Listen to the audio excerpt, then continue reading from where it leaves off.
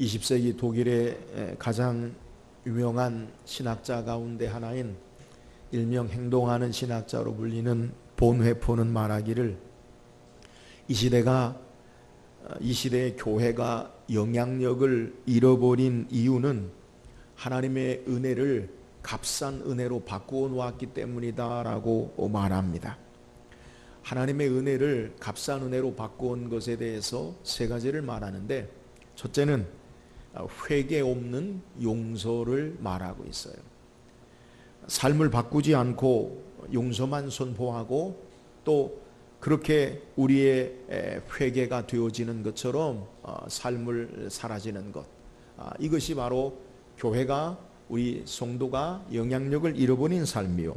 두 번째는 고백이 없는 성례인데, 참된 신앙 고백이나 그리고 성찬과 세례에 하나님과의 참된 교제가 없는 삶의 모습을 우리에게 지적하고, 세 번째는 십자가 없는 희생을 말하는데, 이 땅에 우리는 축복과 하나님께로 말미암은 귀한 복을 바라면서 희생을 거부하는 모습, 이것이 바로 오늘날 우리가 하나님의 은혜, 값싼 은혜로 전락시켜서 교회가 교회로서의 사명과 영향력을 잃어버리는 것을 우리에게 소개하는 거예요.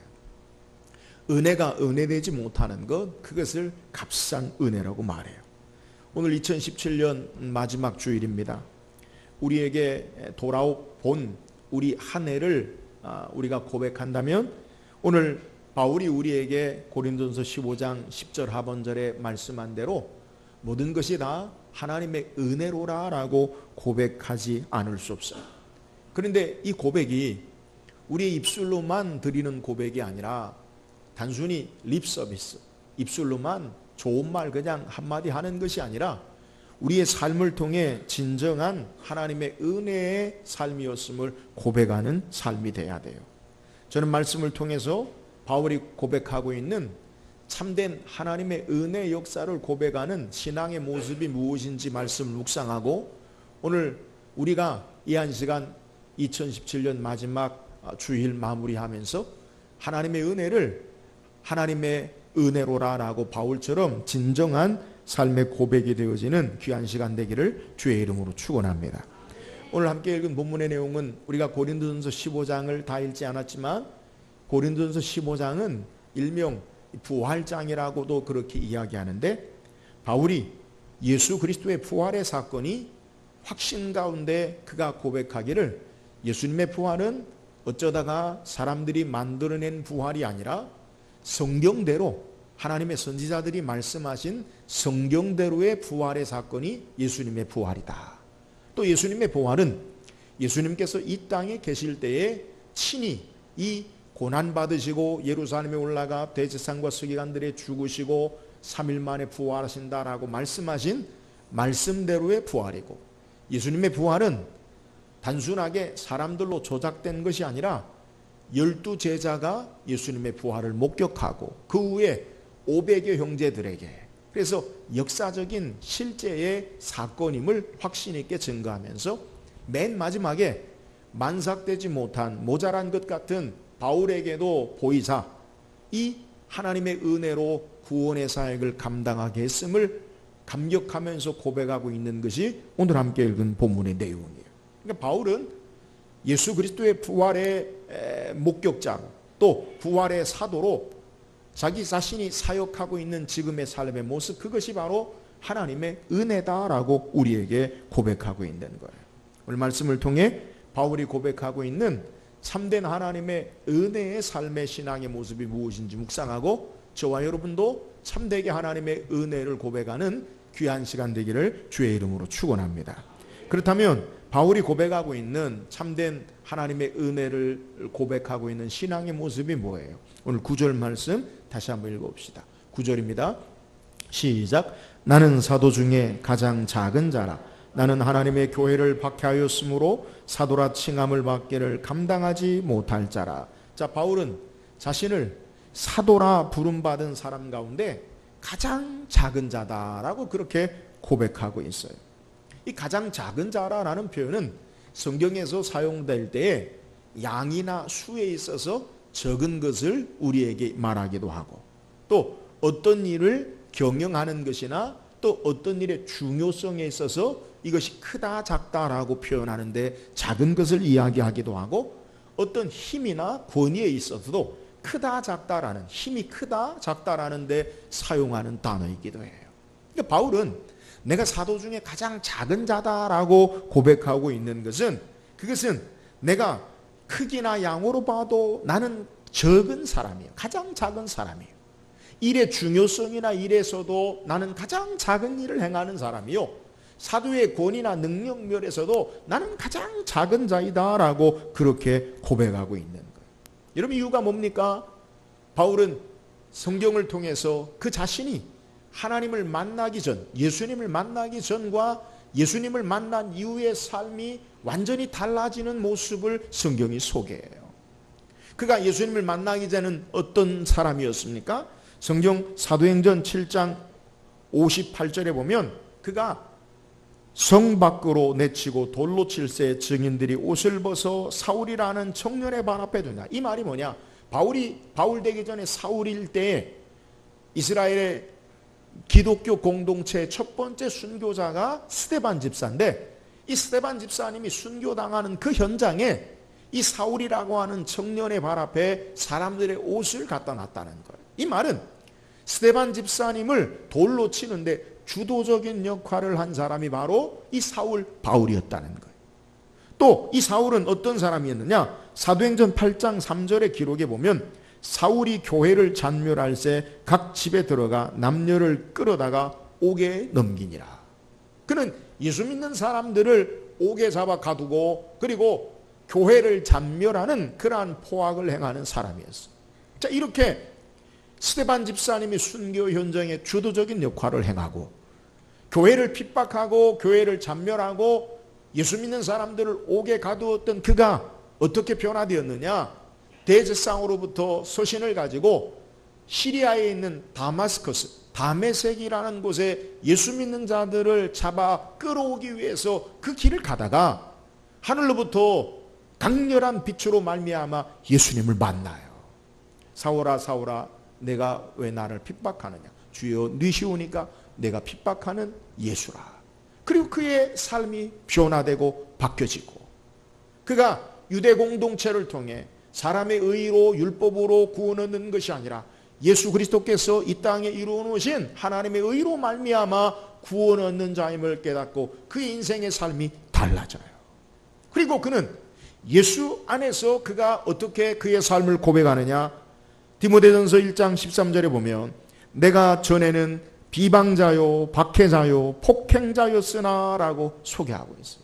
그러니까 전에 행하던 삶의 모습, 왜 스데반 집사님을 돌로 쳐 죽이는데 주도적인 역할을 하고 예수 믿는 자를 교회에 섬기는 자들을 옥에 가두는 그러한 포행을 행하는 삶이, 그때는 포행자 핍박자가 아니었는데 예수 믿고 난 이후의 삶, 예수 만난 이후의 삶의 모습 가운데는 그 자신을 고백하기를 나는 포행자요 핍박자요 비방자다라고 고백한다는 거예요.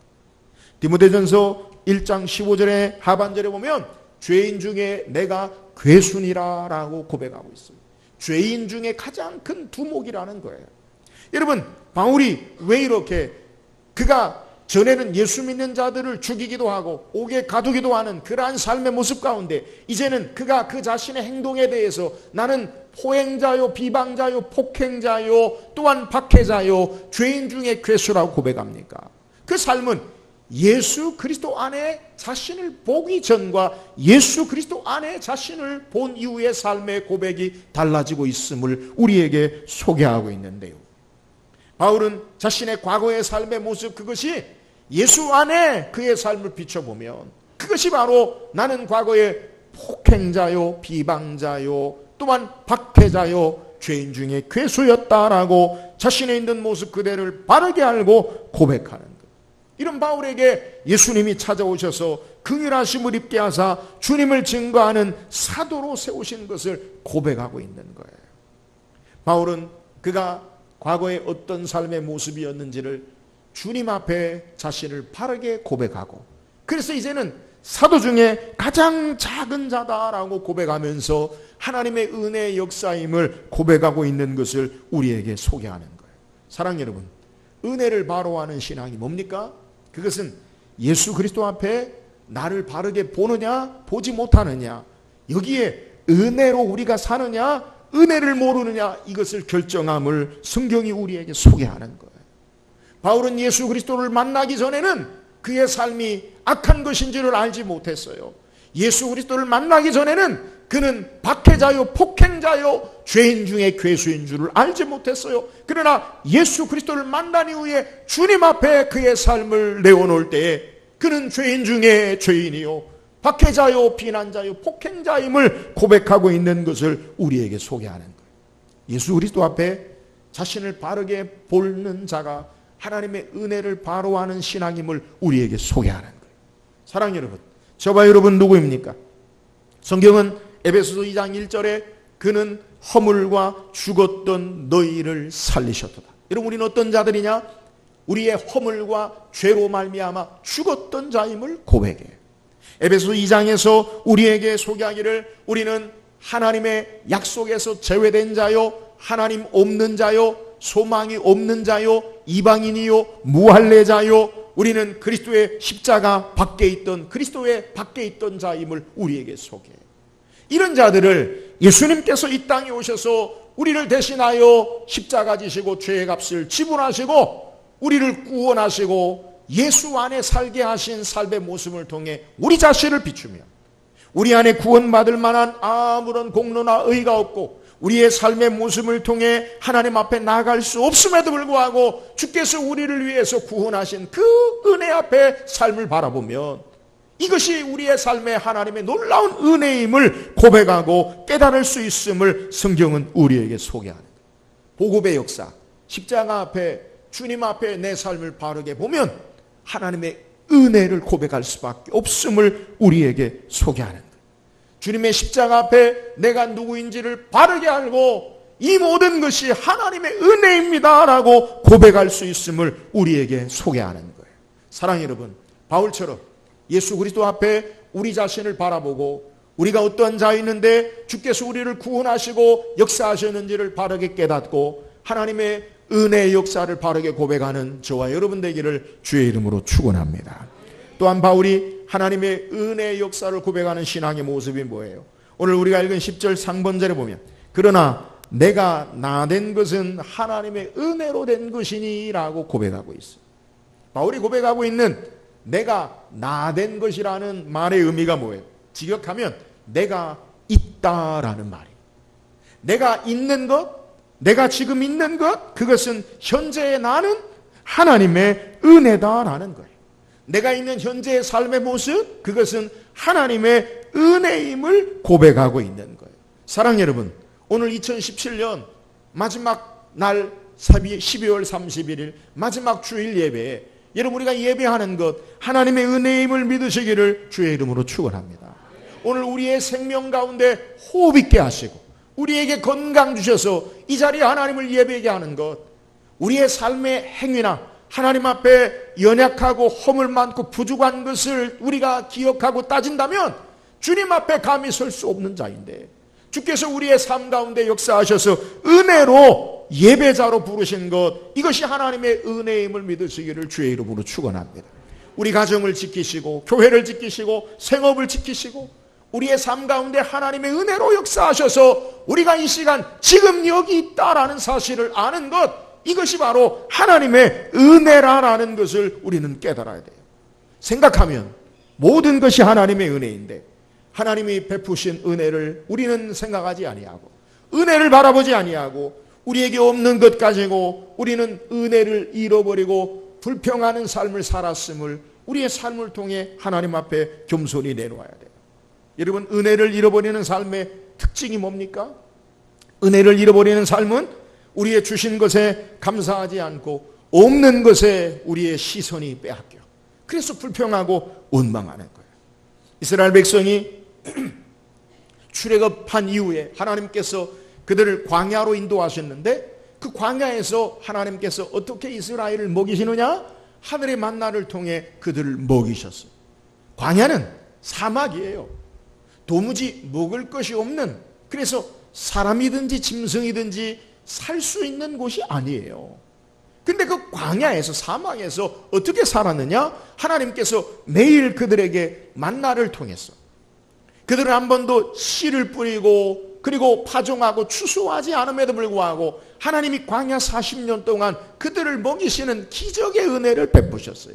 근데 이스라엘 백성들은 하나님께 대하여 원망하고 불평하면서 말하기를, 민수기 11장 5절 6절에 보니까 우리가 애굽에 있을 때에는 값없이 생선과 오이와 참외와 부추와 마늘을 먹은 것이 생각나거늘 이제는 기력이 다하여 이 만나 외에는 보이는 것이 아무것도 없도다.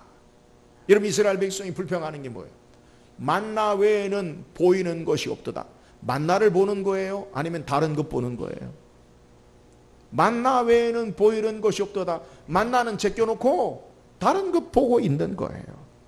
사막에서 매일매일 하나님의 은혜의 역사를 체험하고 하나님이 먹이시고 하나님이 그들의 삶 가운데 은혜로 허락하시는 것을 다 잊어버리고 원망하고 불평하면서 하나님의 은혜는 보이지 아니하고 자신들의 욕심과 탐욕으로 가득 차서 없는 것, 헛된 것을 바라보고 원망하고 불평하는 것을 우리에게 소개해.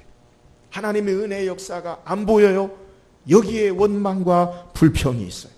만나는 보이지 않고 자신들의 욕심으로 가득 찬 것만 바라보고 없는 것을 불평하고 있는 모습을 성경이 우리에게 소개하는 거예요. 사랑하는 여러분, 오늘 우리는 은혜를 잃어버린 시대에 살고 있어요. 감사를 잃어버린 시대예요. 여러분, 이유가 뭐예요? 하나님 우리에게 베푸신 은혜는 보이지 아니하고 내 욕심의 탐욕의 눈만, 우리의 정욕만 없는 것 바라보고 불평하고 원망하고 있음을 우리는 알아 깨닫고 우리의 삶을 바르게 볼 줄 알아야 돼. 바울은 오늘 우리에게 소개합니다. 내가 나된 것, 내가 여기 있는 것은 하나님의 은혜가 역사한다. 바울이 주목하는 게 뭐예요? 여러분, 그에게 없는 것, 모자란 것이 아니라 하나님의 은혜를 바라보고 하나님 앞에 은혜의 신앙을 고백하고 있음을 믿으시기를 주의 이름으로 축원합니다. 오늘 우리가 어떻게 하나님의 은혜를 고백하는 신앙의 삶을 살 수 있어요? 우리에게 없는 것으로 우리의 눈을 향하지 아니하고 욕심의 정욕의 눈으로 향하지 아니하고 하나님의 은혜에 집중하고 은혜 바라봄으로 하나님의 은혜의 신앙을 고백하는 저와 여러분 되기를 주의 이름으로 축원합니다. 은혜로 된 거예요. 오늘 우리에게 하나님의 은혜의 역사를 바라보고 하나님의 은혜를 찬양하고 감사하는 저와 여러분 되기를 주의 이름으로 축원합니다. 또한 바울이 고백하고 있는 하나님의 은혜의 역사의 신앙이 뭐예요? 오늘 10절 중반 하반절부터 내게 주신 그의 은혜가 헛되지 아니하여 내가 모든 사도보다 더 많이 수고하였으나 내가 한 것이 아니요 오직 나와 함께 하신 하나님의 은혜로라 라고 고백하고 있어요. 여러분, 바울은 자신을 통해 수고하고 애쓴 모든 것, 그가 1차, 2차, 3차 수만 킬로를 죽음의 위협, 강의 위협, 바다의 위협, 사람의 위협, 강도의 위협, 옥에 갇히는 위협, 매를 맞는 위협, 가난함과 부함의 여러 위협 가운데 복음 전한 그의 사명에 행한 것이 아니 무엇이냐? 내 자신이 내 힘으로 내 능력으로 한 것이 아니라 하나님이 함께 하셔서 내가 이 일을 감당했다라고 고백하고 있는 것을 우리에게 소개하네. 바울이 하나님의 은혜의 신앙을 고백하고 있는 내용이 뭐냐? 하나님이 함께 하심을 바르게 보고 하나님의 함께 하심, 그것이 은혜임을 고백하고 있다는 것을 우리는 주목해야 돼. 예수님도 그의 사역을 고백하시기를 요한복음 8장 29절에 보면 나를 보내신 이가 나와 함께 하시도다. 나는 항상 그가 기뻐하시는 일을 행함으로 나를 혼자 두지 아니하셨느니라. 예수님도 하나님이 함께 하심을 보고 구원의 사역을 감당했음을 우리에게 소개하는, 사랑하는 여러분, 오늘 우리에게 참되게 은혜를 고백하는 신앙의 모습이 뭐예요? 하나님이 함께 하심을 바라보는 것임을 믿으시기를 주의 이름으로 축원합니다. 은혜 가운데 가장 큰 은혜가 뭐예요? 하나님이 우리와 함께 하심이 가장 큰 은혜임을 믿으시기를 주의 이름으로 축원합니다. 바울은 지금 내 삶에 여기까지 하나님의 역사하심 가운데 온 것은 하나님이 함께 하셨기 때문이다. 이것이 하나님의 은혜다라고 고백하고 있는 것을 우리에게 소개하는 거예요. 우리는 흔히 하나님 앞에 은혜를 구할 때, 성공을 구하고 돈을 구하고 내게 유익이 되는 것을 구해요. 그러나 여러분 기억하세요. 삶의 가장 큰 은혜는 하나님이 우리와 함께 하심인 것을 믿으시기를 주의 이름으로 축원합니다. 예수님이 땅에 오신 목적이 뭐예요? 우리에게 가장 큰 하나님의 축복의 선물로 오신 예수님은 하나님이 우리와 함께 하신 임마누엘의 하나님, 그것이 가장 귀한 축복임을 믿으시기를 주의 이름으로 축원합니다. 에덴 동산 이후 인간이 죄악으로 말미암아 하나님과 원수되어서 하나님과 함께 살 수 없는 삶의 모습, 영원한 진노와 심판 아래 있는 인생들에게 예수님이 땅에 오셔서 우리를 죄악 가운데 건지시고 구원하사 하나님과 함께 사는 자로 세우신 것, 이것이 하나님의 축복이에요. 예수님 마지막 부활 승천하시면서 제자들에게 약속하신 것이 뭐예요? 마태복음 28장 20절에 볼지어다 내가 세상 끝날까지 너희와 항상 함께 있으리라 하시리라. 가장 큰 축복이 뭐예요? 하나님이 우리와 함께 하시면, 하나님이 우리와 함께 하시면 된 것을 믿으시기를 주의 이름으로 축원합니다. 주님과 함께하면 승리하는 자가 되고, 주님과 함께하면 형통한 자가 되고, 성경에 주님과 함께하면 고난도 역경도 넉넉하게 이기는 자가 되는 거예요. 삶이 어떠하든지 중요한 것, 그것은 주님과 함께하는 것, 이것이 우리에게 은혜임을 믿으시기를 주의 이름으로 축원합니다. 오늘 바울이 하나님의 은혜의 신앙을 고백한 게 뭐예요? 주님이 함께 하심을 본 거예요. 오늘 우리의 삶 가운데 어떻게 하나님의 은혜를 바르게 고백하고 이 시간 찬양할 수 있습니까? 하나님이 우리와 함께 하심을 바르게 보고 이것이 은혜임을 고백하는 저와 여러분 되기를 주의 이름으로 축원합니다. 하나님이 함께 하시는 것, 이것이 바로 은혜. 바울이 우리에게 하나님의 은혜로라라고 고백하는 참된 신앙의 모습이 뭐예요? 그는 하나님이 함께 하심을 바라본 거예요. 그의 삶의 모습 가운데 은혜가 그의 삶에 주목되고 보여진 거예요.